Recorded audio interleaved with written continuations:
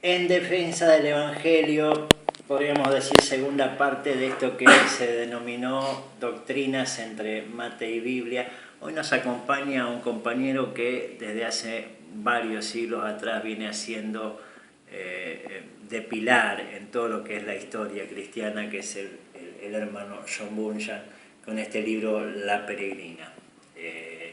El mate es una cuestión de este país que aquellos que son de Latinoamérica por ahí no conocen mucho, pero Argentina es tradicional, por eso el nombre, doctrinas entre mate y Biblia. El asunto de hoy es la salvación. La salvación.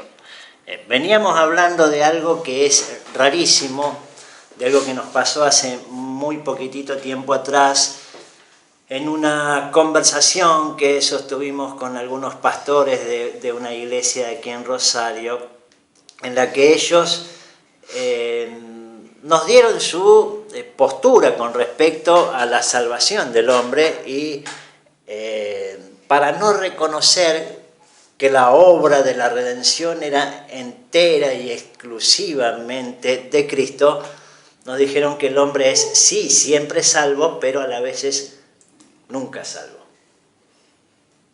Siempre salvo, nunca salvo. Esa fue, podríamos decir, la doctrina que intentaron sostener estos varones, a los que dudo en llamarle varones de Dios, porque, no sé, para mí, pero para ustedes dos, ¿qué se entiende por siempre salvos, nunca salvos? Una total contradicción. Porque si soy salvo no por mis méritos, sino por los méritos de Cristo. Y soy salvo, no por un merecimiento mío. Y así como yo no puedo ganarme la salvación, tampoco puedo perderla. ¿Por qué? Porque si se dice que puedo perder la salvación, entonces quiere decir que los méritos de Cristo no fueron suficientes. Me falta algo. Y sin embargo Cristo dijo, consumado está. Consumado está. Y eso todo está hecho. Quiere decir que los méritos de Cristo, o mejor dicho, que la justicia de Dios fue pagada en su totalidad, por los méritos de Cristo. Alguien dijo que Cristo no solo murió por nosotros, sino que también vivió por nosotros. Él vivió la vida perfecta que el ser humano no va a poder vivir nunca, y esa justicia nos es imputada a nosotros por medio de la fe. Por eso, por los méritos de Cristo soy salvo. Y no puedo perder mi salvación por mi demérito. ¿Hay alguna congregación en esta ciudad que sostenga lo que ustedes con tanto énfasis afirman, que la salvación no se pierde? ¿Por qué piensan que es tan revolucionaria esta manera de manifestar la salvación? ¿Por qué hemos llegado a un punto en donde es una rareza sostener esto, que la salvación no se pierde? ¿Por qué es una rareza? Primeramente porque la palabra de Dios no está siendo aplicada como se debe. ¿Por qué es una rareza? Porque se ha olvidado la historia. Porque la fe, además de ser bíblica, que principalmente debe ser bíblica, tiene que ser una fe histórica. Si yo pienso en un dogma o en una doctrina, pero hay más de 2000 años de historia de la iglesia que contradicen lo que yo pienso, lo más posible es que yo esté equivocado. La otra vez hablábamos del libre albedrío del hombre. ¿Cuándo empezaste a entender que de manera diferente el libre albedrío? ¿O siempre lo has visto de esta manera o antes lo veías distinto? Yo primeramente lo empiezo a ver cuando, gracias obviamente a Dios, cuando me veía imposibilitado de hacer algo. O sea, lo llevo a lo más ejemplífico. Cuando yo intentaba ganarme algo por mis propios méritos, sí, y me veía día a día que me era imposible, que todo se caía de maduro. Y cuando leías a Pablo, que él dice, no entiendo, porque lo que quiero hacer no lo hago, pues no hago el bien que quiero, sino el mal que no quiero, eso hago. Yo recuerdo en algún momento que se nos ha predicado que es posible salir de Romanos 7. Hoy en día, si yo te pregunto, ¿se puede salir de Romanos 7? No, el día a día lo vemos ahí. Salir de Romanos 7 sería salirse de la Biblia misma. Y de la vida, de la vida carnal. De la Biblia misma, de ser claros. El que sale de Romanos 7 debe ser un ángel, Dejó la carne.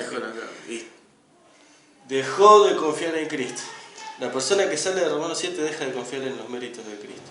¿Por qué se confunde tanto ese pasaje de Pablo? ¿Por qué trata de torcerse su interpretación? Pablo no lo dice en tiempo presente. Claro, bueno, Sí. muchos dicen que Pablo, perdón Gaby, que muchos dicen que Pablo dijo eso antes de su conversión. No, y era Cristo. Primeramente yo no creo que Pablo lo ha hecho, él habla en tiempo presente, Ya y convertido. antes de su conversión Pablo no hacía nada que no quería.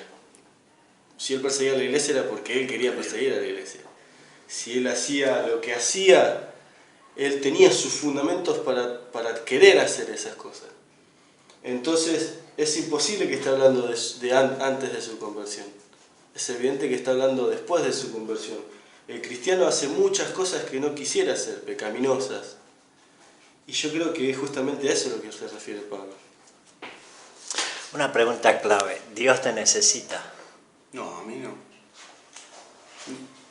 Dios es autosuficiente. Para nada. Y si creo que me necesitara, entonces ¿para qué digo vino Cristo?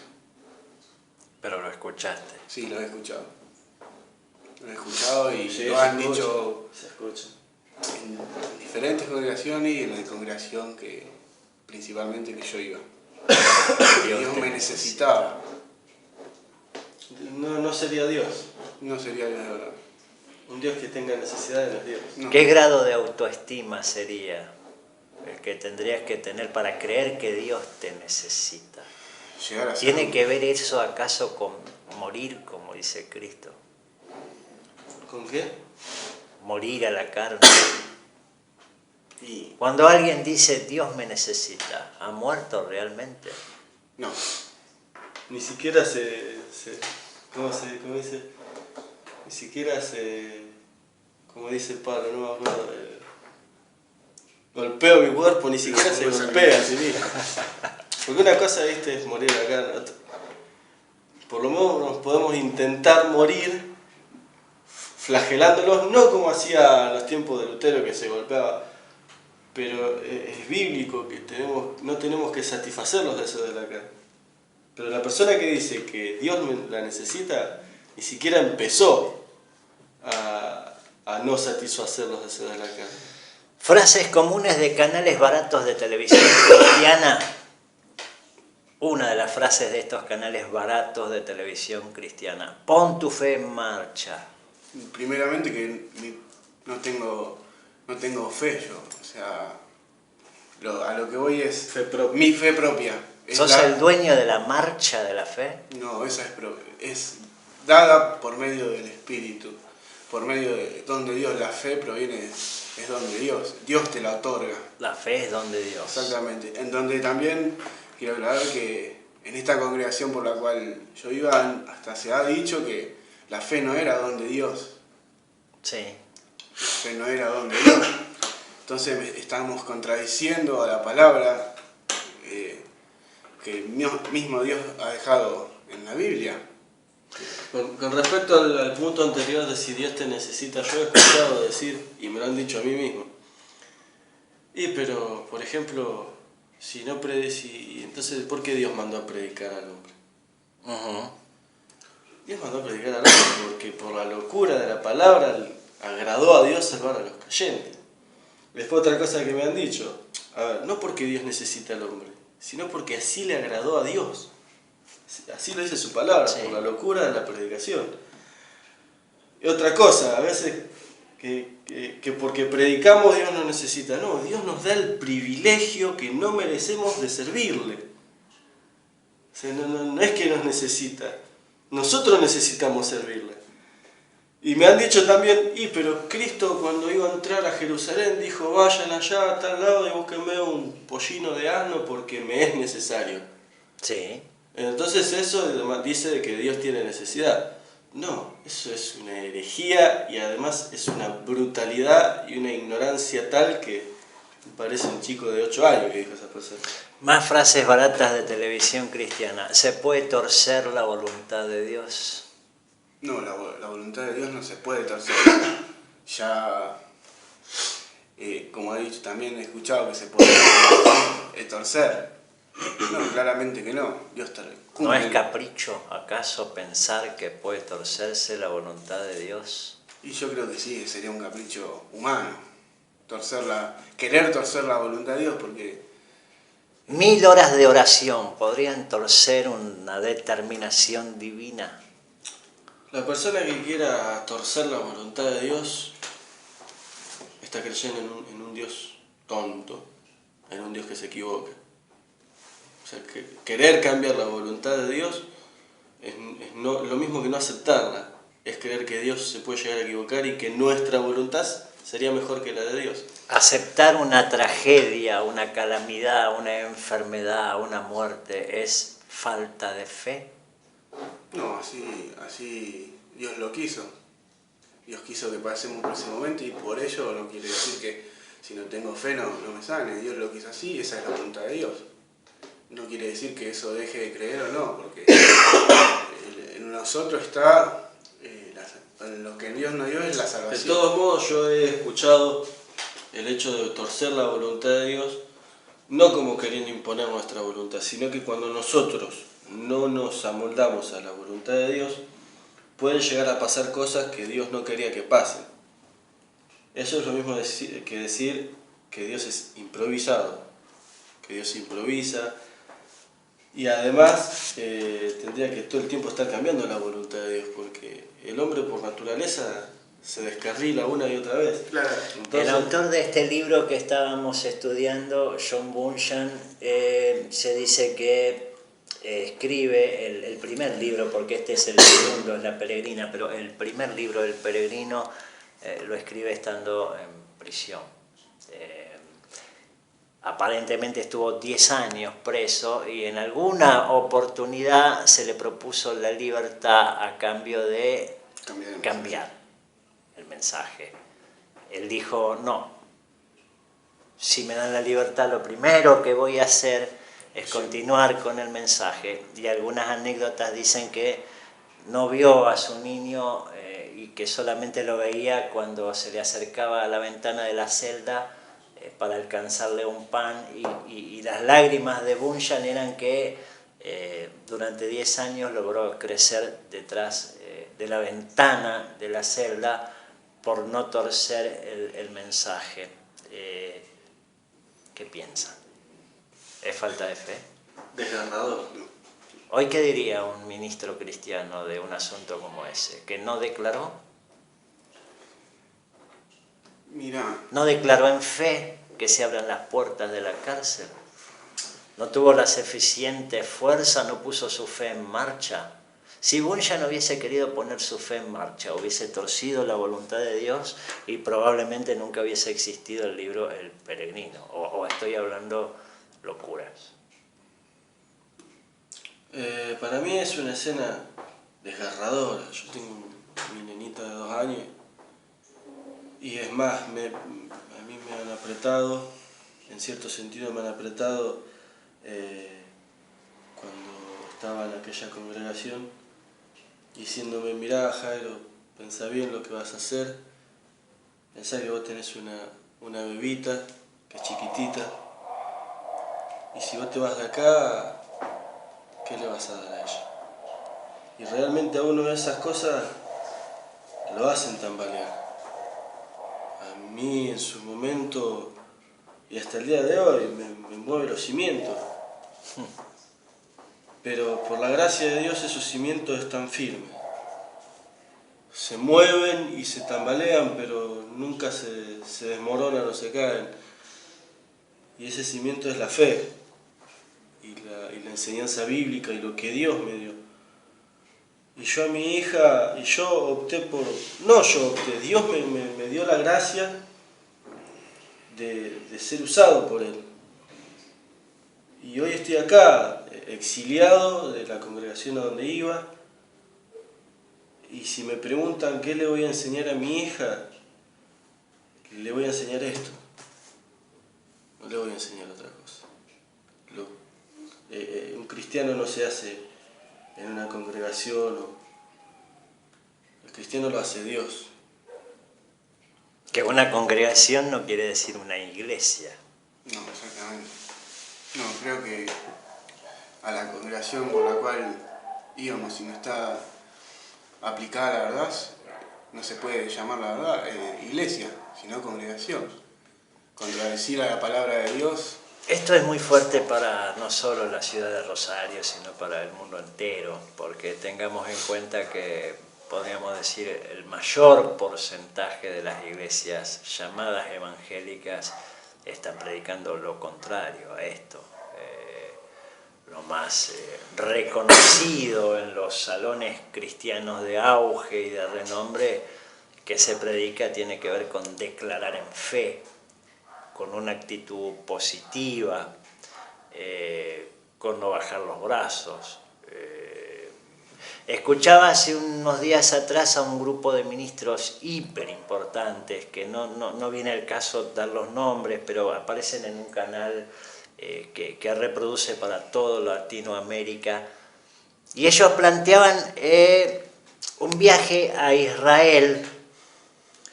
Y este ministro, que era el que presidía la mesa, decía que todo cristiano debería hacer un viaje a Israel, porque eso sería una gran bendición y sería como tener una Biblia en 3D. Algo que, desde mi punto de vista, roza lo ridículo, pero no era ese el punto. El punto era que estos ministros decían que sí, era bueno hacer el viaje, pero que ellos lo ofrecían muchísimo más confortable, más económico y más agradable que cualquier otra empresa de turismo, pero además en el viaje de ellos había bendición, porque hasta la limusina que transportaba a los cristianos estaba conducida por hombres de fe. ¿Opiniones? Yo lo único que creo es que es un simple negocio. Un simple negocio es para ellos. No. El Evangelio se ha transformado en un negocio.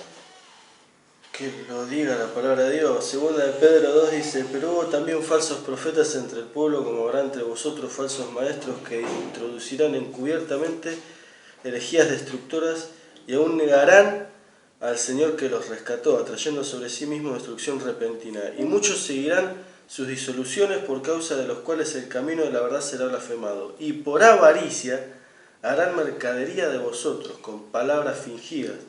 Sobre los tales ya de largo tiempo la condenación no se tarda y su perdición no se duerme. Y por avaricia harán mercaderías. Y es así, es avaricia. Es un negocio. Ser pastor es un negocio. Es muy fuerte esto. Claramente es un negocio.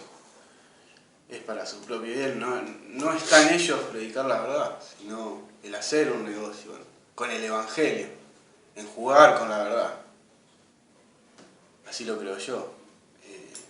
Hasta como hoy en día cómo se atrae a la gente, creyendo, y yo lo he visto en estos días cuando he pasado por una congregación, usando cosas de este mundo, por las cuales así creo yo que no es de Dios.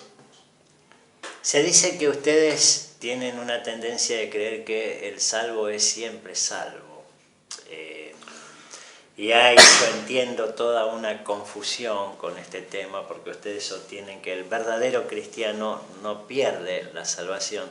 Sin embargo, la otra vereda de la que estamos hablando, que hoy predican el Evangelio según ustedes como un negocio, ellos están aceptando mucho más del mundo que ustedes, porque por ejemplo la música cristiana ha cambiado. Sí, ¿Qué opinan del rock and roll, el rap y de todos los géneros musicales modernos en los que ha instalado la iglesia de hoy en día? Yo creo que todo... El tema de la música es un tema muy complejo. Si bien el rock, el hip hop y el folclore, ¿no? Acá nosotros, los argentinos, escuchan folclore, me parece que por lo menos el rock y el hip hop hay que ver cuáles son las raíces de ese estilo de música, ¿no? El rock and roll, hay evidencias y hay estadísticas de que incentiva a la violencia, a la droga, al alcohol.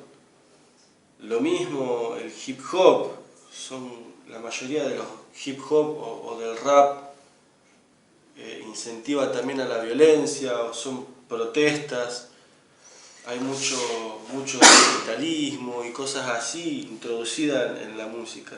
Grupos como Rescate, un grupo de aquí de Rosario, ¿qué opinión te merecen? Yo creo que de cristiano no tienen nada. Solo usan del evangelio para sus propios beneficios, siempre lo he dicho. No tienen nada cristiano. En defensa del evangelio, todo lo que han visto hasta ahora es a modo de introducción. En los próximos capítulos ya sí vamos a entrar de lleno en la doctrina.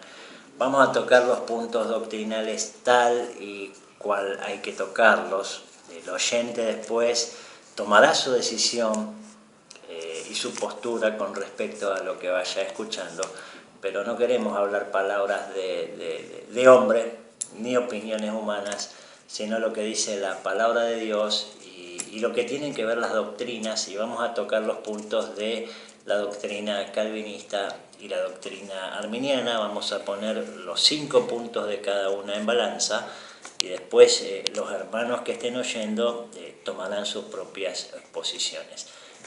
Muy buenas noches y que el Señor les bendiga.